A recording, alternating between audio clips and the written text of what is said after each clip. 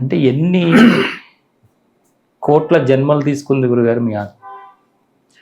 జన్మ అనే దానికి నేను ఇవ్వను ఇంపార్టెన్స్. ఎందుకంటే అసలు జన్మలు ఉంటాయని నేనైతే అనుకోను.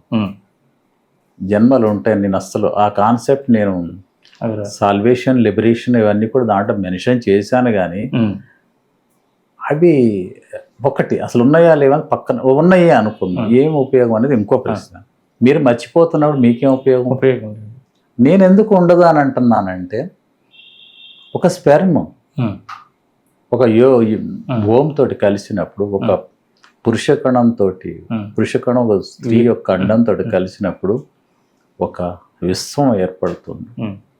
ఆ విశ్వంతో నిర్మితమైనటువంటి ఒక జీవి ఏర్పడతాడు. దాంట్లోనే ఆత్మ పొందుపరచబడి ఉంటుంది. ఆ ఆత్మకు కూడా ఎవల్యూషన్ ఉంది. పుట్టినప్పుడు అది శైవాత్మ, సూక్ష్మాతి సూక్ష్మం. ఎంత సూక్ష్మం అంటే మనం చెప్పలేని సూక్ష్మం. ఎందుకంటే ఒక వైరస్ కూడా నేను ఉన్నదనే అంట. అది ఎంత సూక్ష్మం మనం చెప్పగలుగుతాం. కానీ ఒక సంపూర్ణమైనటువంటి మనిషి యొక్క ఆత్మ కంటే ఒక వైరస్ చాలా చిన్నగా ఉంటుంది. అటువంటప్పుడు అంతా ఆత్మ ఉందని ఒక జీవగోటికి నేను అనలేను. జీవగోటి అంటే తెలుసు కదా, స్త్రీ పురుషులు కలిసిన తర్వాత సంయోగంతో పుట్టిన మొదటి జీవిలో అంత ఆత్మ ఉందని నేనటి చెప్పగలుగుతా. అంటే ఏంటి? అక్కడ నుంచి ఎవల్యూషన్ స్టార్ట్ అయింది.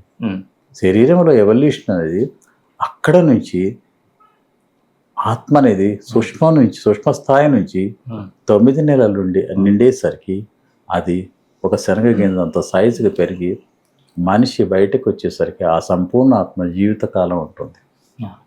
ఎక్కడ నుంచి అయితే వచ్చిందో అక్కడి నుంచే శరీరాన్ని వేడుతుంది. ఎప్పుడైతే శరీరాన్ని వేడుతుందో ప్రాణం అనేది ఉండదు. కారణం అంటే కారణం జస్ట్ ఏ మేనిఫెస్టేషన్ ఆఫ్ ఆత్మ ఈజ్ లైఫ్. అంటే ఏంటి? హార్ట్ బీట్ అనేది ఆత్మ యొక్క అనుకరణ మాత్రమే. అది అనుకుంటే జరుగుతుంది అంతే. అనుకరణ, అది అనుకరణ అంతేగాని ఆత్మే మూలం. ఆత్మ ఎప్పుడైతే శరీరాన్ని విడుస్తుందో హార్ట్ బీట్ కూడా ఆగిపోతుంది automatic. Because that is just a manifestation of. అంటే ఈ కుండలిని అవేకనింగ్ జరిగినప్పుడు మీ లోపలికి నెగిటివ్ థాట్స్ కానీ, నెగిటివ్ ఎనర్జీ రావడం కానీ, ఎక్కువ అవడం కానీ ఇలాంటివి జరగలేదు? నెగటివ్ అనేది విపరీతమైన ఎనర్జీ ఉంటుంది. నెగటివ్ పాజిటివ్ అనేది ఓన్లీ ఆ కుండల్ని కరిగించడానికి ఉపయోగించే ఎనర్జీలే నెగటివ్, పాజిటివ్, న్యూట్రల్ ఎనర్జీలు. ఇక్కడ ఈ 3 ఎనర్జీలు కలిపి ఆ యొక్క నాట్స్లోని స్థూలత్వాన్ని కరిగిస్తే, స్థూలత్వం జడత్వం అంటే, ఇప్పుడు జడత్వం అన్న స్థూలత్వాన్ని గుర్తుపెట్టుకోండి. స్థూలత్వం అంటారు దాన్ని. That is gross, that is solidity. స్థూలత్వం అంటే జడత్వం, దాన్ని అంటే గ్రాస్నెస్ ఏంటి? సాలిడిటీ ఏంటి? అనంత విశ్వలో ఉన్నటువంటి విశ్వ పదార్థం. అది ఎలా ఉంటుంది? ఓన్లీ ఎట్లా ఒక చిన్న చిన్న బాల్స్ లాగా ఏర్పడుతుంది. ముందు నరాల చుట్టూ బాల్స్ అంటే ఏంటి? మనకి థర్మోకోల్ బాల్స్ లాగా ఎట్లుంటాయి అంటే చిన్న బాల్స్ లాగా పేరుకు ఒకేసారి ఎప్పుడైతే ఈ 3 ఎనర్జీలు అక్కడ ఒక పర్టికులర్ ప్రదేశంలో కలిసి అవి చేరుకున్నాయో అది మొత్తం శరీరం నుంచి బయటకు వచ్చేసేసి కాస్మిక్ డిస్ప్లే జరుగుద్ది. అనేది స్టార్లు కనబడు. దాన్ని కాస్మిక్ డిస్ప్లే అంటారు. అంటే మీ శరీరం నుంచి మీరు బయటకు వచ్చి చూసేది అది గురుగారు? అది నేను కళ్ళు మూసుకుంటాను, నిద్రపోతాను. కానీ నా ఆలోచన నిద్రేం పోను, అంతే జరిగిపోయేది గమనిస్తుంటా అంతే. ఇది ఇక్కడ అరుగుతూ ఉంటుంది. ఇది మొత్తం ఒక్కసారి ఒక శరీరంలో నుంచి ఈ బయటకు వస్తూ ఉంటుంది. ఏది?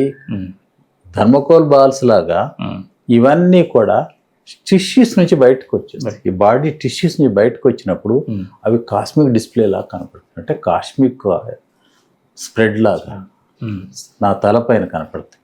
అంటే మీరు ఇందాక అన్నారు సూర్యలోకాన్ని దాటుతున్నప్పుడు నాకు ఈ విధంగా ఉంది. అంటే ఈ లోకాలు ఇవన్నీ కూడా అంటే బయట ఉన్నవా, లోపల ఉన్నవా, ఉంటే ఏ విధంగా దాటాలి గురువు? ఇవన్నీ కూడా శరీరంలోనే ఉంటాయి.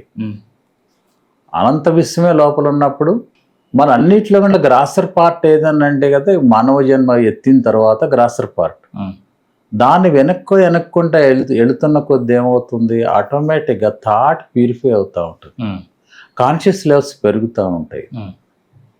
దాని ప్రకారమే మనం ఒక్కొక్క మెట్లు దాటుకుంటా ఉమ్, ఈ విశ్వ ప్రపంచంలో నేచర్ని అంటే ఏంటి వృక్ష ఈ జంతు దాటి ఉమ్, మనము గ్రహాల్లోకి గ్రహం నుంచి నక్షత్రాల్లోకి అట్లా ఎంటర్ అవుతూ ఉంటాం. ఎప్పుడైతే అట్లా ఎంటర్ అవుతామో ఆటోమేటిక్గా ఉమ్, మన థాట్ మన యొక్క చైతన్య స్థాయిలు పెరిగిపోతూ ఉంటాయి. ఉమ్, ఆ చైతన్యం అంతా కూడా థాట్గా మారుతుంది. ఉమ్, ఆ థాట్ అనేది మనం అనుకున్న పని నెరవేరుస్తుంది అనమాట. ఉమ్, అంటే నేను మిమ్మల్ని మీకు కనెక్ట్ కావాలి. ఉమ్, నేను ఎట్ట కనెక్ట్ కావాలి? ఉమ్, నా చైతన్య స్థాయిలు మిమ్మల్ని కరెక్ట్గా చేసే విధంగా ముందుకు నడవాలి. ఉమ్, ఆ లేడర్ అనేది అంత ఎక్కాలి. నేను అవును. ఎక్కిన తర్వాత అప్పుడేమవుతుంది, ఉమ్, నేను నా హృదయాన్ని ఉన్నటువంటి ఆత్మని మీతోటి ఆ, అనుసంధానం, అనుసంధానం. దాన్ని Link up లింక్ చేస్తాను. అవును. ఎప్పుడు లింక్ చేసినప్పుడు నేను ఎట్ట చూస్తాను, ఉమ్, ఇది కన్ను, ఉమ్, దీంతో ఇది నా శరీరంలో ప్రతి భాగాన్ని చూడటానికి ఒక మిర్రర్ లాగా పనిచేస్తుంది. ఉమ్, మిమ్మల్ని చూడటానికి ఒక లెన్స్ లాగా పనిచేస్తుంది. నా ఇంత అంతర్భాగాలు ఇప్పుడు నేను ఆ, దీనిటని నా అదొక యొక్క అర్థం. అర్థం. నేను ఇప్పుడు నా యొక్క స్కెల్టన్ అంతా ఇటు చూడగలుగుతా. ఉమ్, నా డక్లెస్ గ్లాండ్స్ అన్ని చూడగలుగుతా. నా లివర్ని చూడగలుగుతా. నా బ్లడ్ సర్క్యులేషన్ వ్యవస్థను చూడగలుగుతా. నెక్స్ట్ నాకున్నది ఏంటి, ఇది నా ఆలోచన రెండే. ఈ రెండిట్లతోటి నా బ్లడ్ సర్క్యులేషన్ వ్యవస్థ కానీ ఏంటంటే రక్త ప్రసరణ వ్యవస్థని, నా నరాల వ్యవస్థని, నా స్కెలిటన్ వ్యవస్థని అంటే నా యొక్క అస్థిపంజర వ్యవస్థని, నా మస్కులర్ సిస్టమ్ని, తర్వాత నా డక్లెస్ గ్లాండ్ సిస్టమ్ని, నా చక్రాస్ సిస్టమ్ని, ప్రతి దాన్ని ఆఖరికి నా లింఫ్ గ్లాండ్ సిస్టమ్ని కూడా నేను చూడగలుగుతాను తాడేతోటి. హార్ట్ ఎప్పుడైతే ఉన్న కొద్దీ దీంట్లో ఉన్నటువంటి గ్రాస్ న్యూట్రలైజ్ అవుతూ ఉంటుందో ఇది హృదయ మండలంగా విశాలం అవుతుంది. ఎప్పుడైతే ఇది విశాలం అయిపోతుందో ఇక్కడి మనోమండలం అయిపోతుంది. మనోమండలం తర్వాత ఇది ఎప్పుడైతే హృదయ క్షేత్రం అవుతుంది, ఇది మనోక్షేత్రం. మనోక్షేత్రం అయినప్పుడు అది మన ఆటోమేటిక్గా అనంత విశ్వంతో లింక్ అయిపోతాం.